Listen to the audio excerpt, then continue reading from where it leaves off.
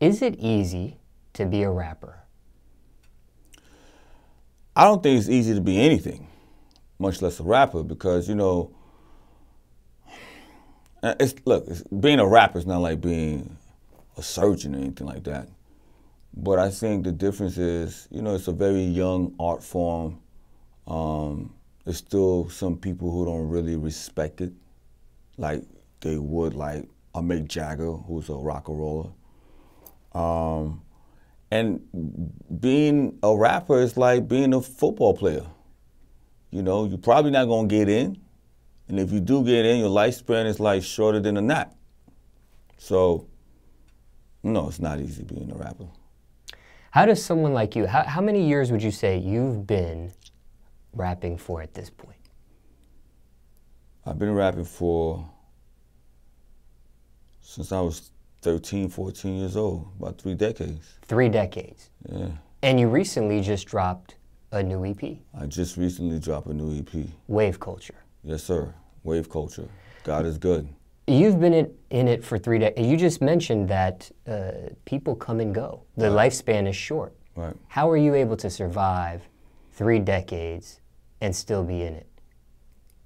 And why? Why are you in it still? Why are you making music 3 decades later? Why not do something else? Well, I mean, I got a bunch of other things that I am doing. True, you are. Right, but I'm still doing music because at the core of everything, music is my life. I mean, I come from an era where, like, there's a generation that can sit here and say, I remember when Steve Jobs came with the first iPhone or the first iPod. Like, they were part of that generation, right? Well, I'm part of the generation when hip-hop first started. I remember when there was a time where, based on what you wore, basically indicated to people who you were, right? Like if you wore Timberlands, those were gangsters. You weren't a gangster, you're not wearing Timberlands. Or if you were like, you know, wearing Adidas, you were like part of that Run DMC, that whole vibe, or if you were wearing Pumas. And then obviously Nike came a little bit later with the height of Michael Jordan. But the point I'm saying is, I remember hip hop where at nighttime before I go to school, you know, it was part of the culture to kind of like set aside your clothes and you just look at your clothes like what you're gonna wear the next day, how you're gonna swag it out. You feel good about what you're wearing, what you're listening to. So it's that love and that appreciation, and also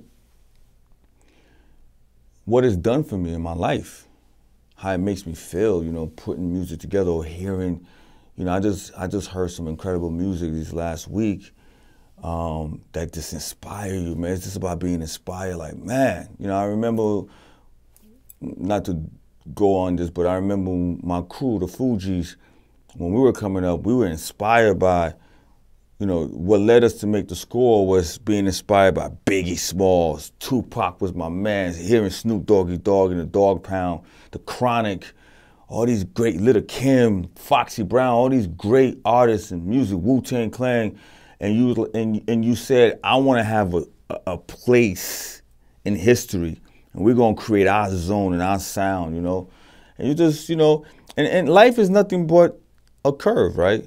It's peaks and lows, right? And so now, if you keep at it, at some point you could be the fortunate one to kind of like find another place again and be able to add to the culture. That's all what we do it for, you know. You know, in the beginning you do it because most rappers don't usually come out of, basically we don't have anything, right? So you do them for the love, and then at some point you start to get all the accolades. And then you start chasing that.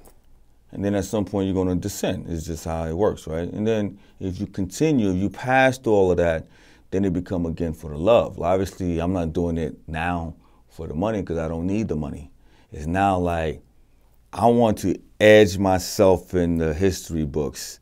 I wanna see how can I add to this culture and to this movement that's happening right now. Because it's a beautiful time right now for hip hop on all levels.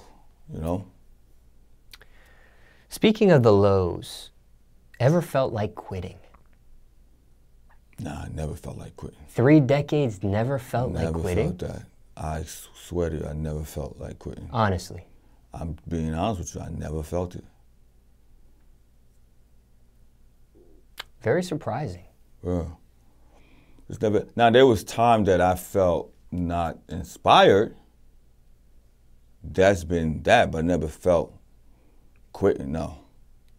Never felt like giving it. I'm sure there's times where you've been discouraged. Well, that's what I'm saying. Not inspired. You're discouraged because you don't find anything that's in, you know, music is supposed to inspire you. And as artists, we get inspired by other artists, right? Like, whoa, this.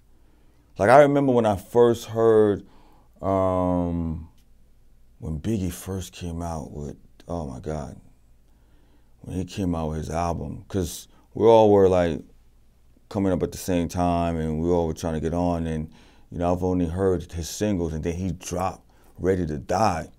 I remember feeling like, whoa, you know, it's like, you know, when you hear something that's just like groundbreaking, like, man, you know?